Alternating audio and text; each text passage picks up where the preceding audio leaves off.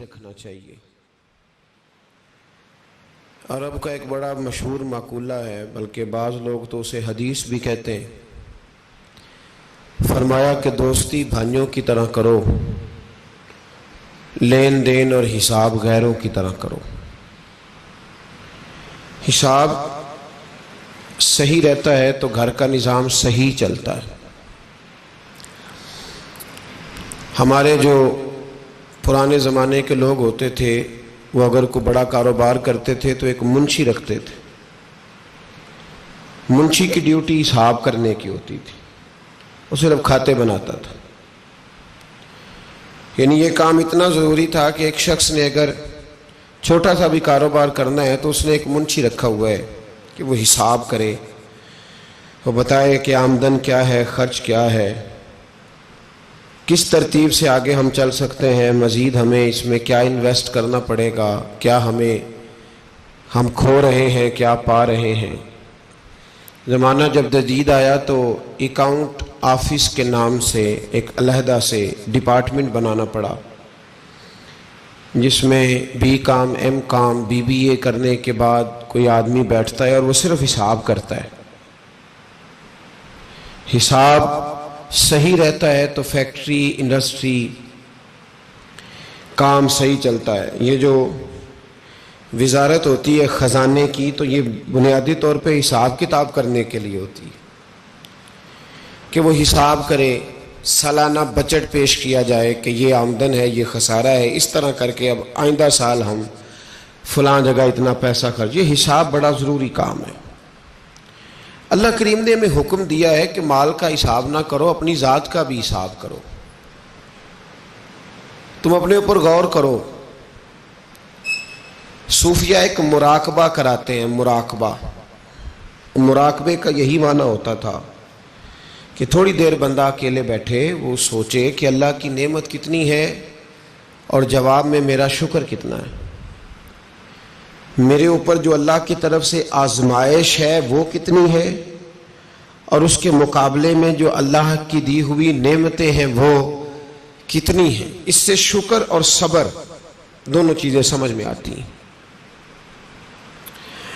یہ حساب، یہ مراقبہ پھر بندے کو تھوڑا آگے لے کے چلتا ہے۔ پھر انسان یہ سوچنے لگ جاتا ہے کہ یار پہلے میں کبھی ایسا بھی دور تھا جب میں نماز نہیں پڑھتا تھا تو بے سکون ہو جاتا تھا، اب مجھے کیا ہوا؟ وجوہات تو ایسی ہیں نا۔ کیا وجہ ہے کہ ایک وقت ایسا تھا کہ نیکی کی طرف میں کھنچا چلا جاتا تھا، اب میں کوشش بھی کرتا ہوں تو نہیں جا پاتا، کچھ وجوہات تو ہیں نا۔ یہ حساب ہے، اسی کو مراقبہ کہتے ہیں، اسی کو مجاہدہ نفس کہتے ہیں، اسی کو تزکیہ کہتے ہیں،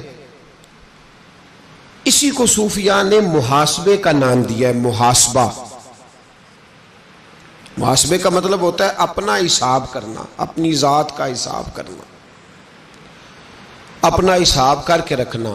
اس آیہ مقدسہ میں سورہ حشر کی اللہ کریم نے فرمایا یا ایھا الذین آمنوا اتقوا اللہ وَلْتَنْظُرْ نَفْسٌ مَا قَدَّمَتْ لِغَدٍ، اے ایمان والو اللہ سے ڈرو اور ہر جان یہ دیکھے، یہ حساب کرے کہ اس نے آگے کے لیے کیا بھیجا ہے۔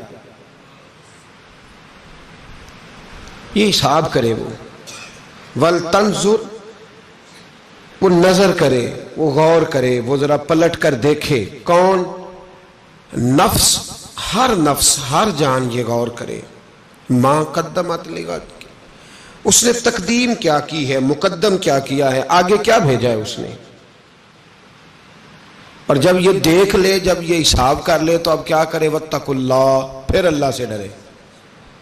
ایک بار حساب کرنے سے پہلے ڈرے، ایک بار حساب کرنے کے کو نہیں سمجھ آئی آپ کو؟ ایک بار پہلے ڈرے، ایک بار جو ڈرے گا نہیں وہ حساب نہیں کرے گا، وہ کر ہی نہیں سکتا۔ جس کو پتہ ہے ابا جی کا خزانہ لوٹ بھی گیا تو ابا جانے، اس کا کام جانے۔ جس کو پتہ ہے غیر کا مال ہے وہ کیوں حساب کرے؟ جس کو پتہ ہے کہ میرا کون سا اپنا ہے وہ نہیں کرے گا۔ حساب کون کرے گا؟ جو ڈرے گا، جسے احساس ہوگا، وہ حساب کرے گا. پہلے ایک دفعہ فرمایا یا ایھا الذین آمنوا اتقوا اللہ، ایمان والو اللہ سے ڈرو، ولتنظر نفس ما قدمت لغد، حساب کر لو تم نے آگے کیا بھیجا ہے. اور جب کرو نا واتقوا اللہ، پھر ڈر جاؤ. 2 دفعہ ڈرو، ایک حساب کرنے سے پہلے، ایک حساب کرنے کے. کیوں دوبارہ کیوں ڈریں؟ اس لیے کہ اللہ کہتے ہیں والعصر ان الانسان لفی خسر، محبوب مجھے تیرے زمانے کی قسم انسان خسارے میں ہے.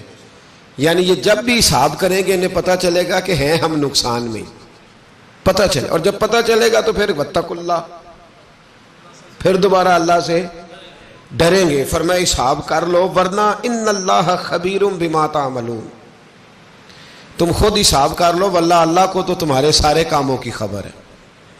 ان اللہ خبیر، بے شک اللہ کو خبر ہے، بما تعملون، جو کام تم کرتے ہو. حساب کرنا بڑا ضروری کام ہے. اپنی ذات کا حساب کیا کریں، حساب کریں. آپ کل کیا تھے، آج آپ کیا ہیں. جب اپنا حساب کرتے ہیں تو پھر اپنی کمیاں تلاش کرنے پر مل جاتی ہیں، اس کا فائدہ ہوتا ہے. اپنے نفس کا، اپنی نبی پاک علیہ الصلوۃ والسلام نے فرمایا، ترمذی کی حدیث ہے، حضور نے فرمایا وہ سمجھدار ہے جو اپنا حساب کرے اور اپنی نیکیوں میں اضافہ کرے. تو پھر جو اس کا مخالف ہے وہ کون ہے؟ جو حساب کر کے نیکیوں میں اضافہ کرے. حضور فرماتے ہیں وہ کون ہے؟ سمجھدار. تو جو نہ کرے، جو کہ نا الاشیاء تعریف باضدادها، چیزیں اپنی ضد سے پہچانی جاتی ہیں. آپ نے جب عقل مندی یہ ہے کہ وہ حساب کرے. اچھا حضور صلی اللہ علیہ وسلم نے اسے ایک فکرے میں ہمیں بتا دیا کہ جب تم حساب کرو گے تو تمہیں سمجھ آئے گی ہم غلط ہیں، اور جب تمہیں پتہ چلے گا کہ ہم غلط ہیں تو پھر تم اپنی نیکیوں میں اضافہ کرو گے. تو یہ تمہاری سمجھدار. دیکھیں نا، ایک آدمی نے حساب کیا، اس کے اکاؤنٹ آفیسر نے اس کو بتایا کہ صاحب آپ جو مال بنا رہے ہیں اس میں آپ کو نقصان ہے، جو کام آپ کر رہے ہیں وہ آپ کا کام درست نہیں ہے. اب جب اس کو حساب آ گیا تو اب اس بندے نے فوری طور پہ ایکشن لینا ہے. اس نے کرنا یہ ہے کہ اس نے اس طرح کرنا ہے کہ یا تو وہ کچھ اخراجات کم کرے گا، یا وہ کچھ تھوڑی سی محنت بڑھائے گا کاروبار میں. اب وہ دیکھے گا کہ جہاں وہ خرچہ کم کر سکتا ہے خرچہ کم کرے گا، اگر کہیں کوئی انویسٹمنٹ زیادہ کرنی ہے اس کو زیادہ کرے گا. اور اگر یہ کاروبار صحیح نہیں چل رہا تو میرا خیال ہے عقل مند تاجر ہے وہ کہے گا کوئی نہیں چل رہا تو ٹھیک ہے، چلتا رہنے دو، نقصان ہی ہے نا، خیر ہے. سمجھے بات کو. یہ طریقت کا سبق ہے محاسبہ نفس. اسے سمجھ آ گئی کاروباری بندے کو، تاجر کو، کہ یار یہ میرا نقصان ہے. اب اس کو تو 18 سال ہو گئے اس چوک میں بیٹھے ہوئے، روز اس گلی سے گزرتا ہے، دائیں والا دکاندار بھی واقف ہے، بائیں والا بھی، سامنے والا بھی، ہو نقصان رہا ہے. کیا کرے گا بھئی؟ اس گلی سے بھی پیار ہے، چوک سے بھی پیار ہے، دوستوں سے بھی پیار ہے، سارا کچھ ہے. دکان رکھے گا کہ چھوڑ دے گا؟ تو کہے نہیں اب میں کیسے چھوڑوں.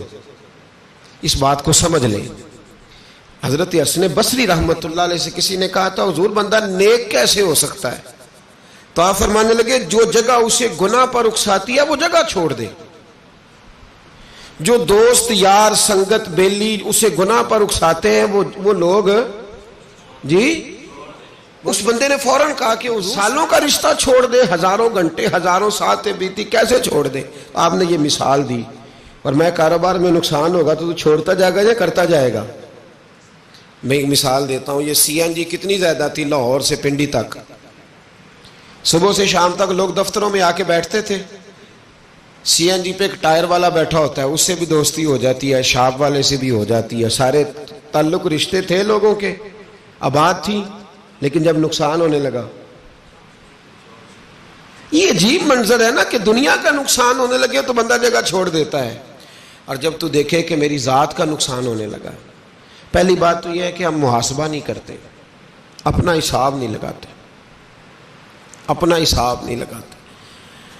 کبھی کبھی کوئی بندہ آتا ہے نا تو وجد کرا جاتا ہے. ایک صاحب میرے پاس آئے، کہنے لگے حضرت صاحب ذرا مجھے دیکھو، جو کام بھی کرتا ہوں میرا بگڑتا ہے، آگے ہاتھ بڑھاتا ہوں میرا ہاتھ پیچھے جاتا ہے، آگے چلتا ہوں، ذرا میرا حساب تو لگائیں.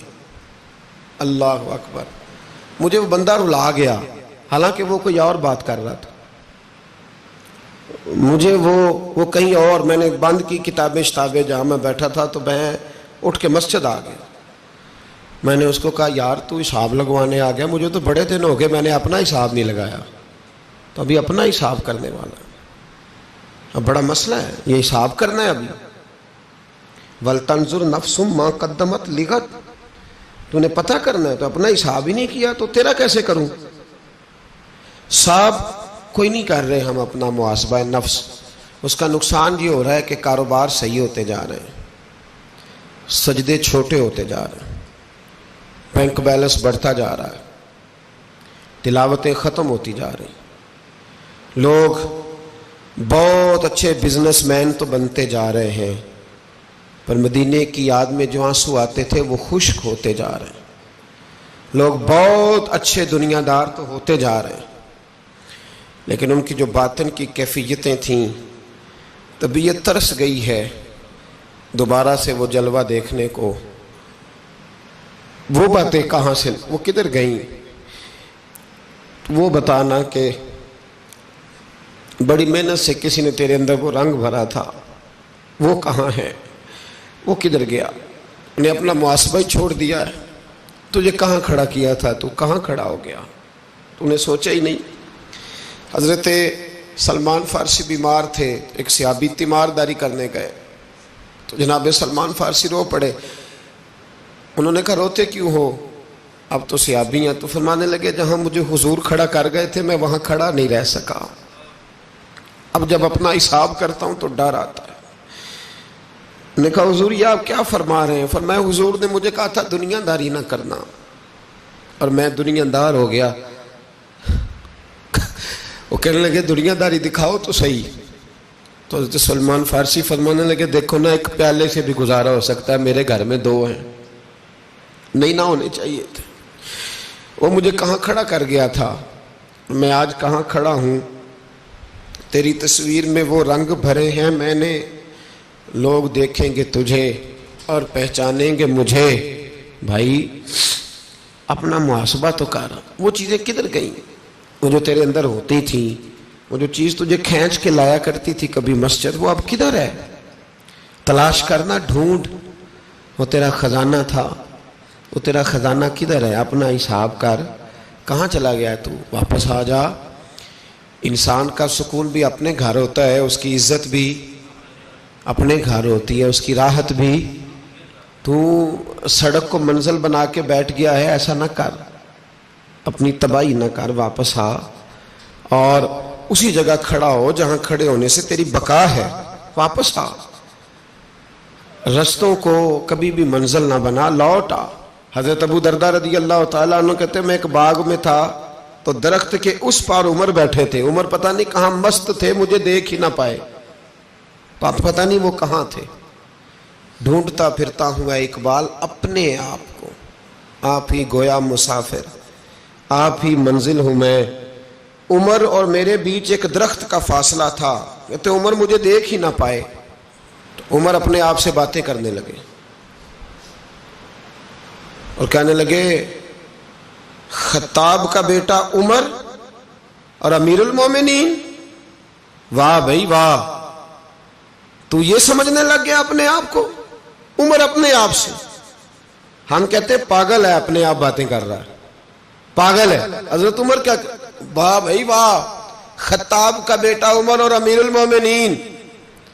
یہ لفظ کہتے ہی کہتے ان کے ہاتھ میں لکڑی کا تھوڑا تھا، زور سے اپنے گھٹنے پہ مارا اور پھر زمین پہ بیٹھ گئے. کہنے لگے بڑے تیرے نعرے ہیں نا، بڑا تیرا رنگ گھورا ہے نا، لوگ تیری بڑی تعریف کرتے ہیں نا، زمانہ تجھے بڑا اچھا کہتا ہے. سیاںا ہو جا ورنہ قیامت میں اتنی ذلت بھی تیری ہوگی. سیاںا ہو جا، اپنا حساب کر لے، بڑی تیری بات ہے نا، بڑا تیرا ذکر ہے، بڑا لوگ تجھے اٹھ کے ملتے ہیں.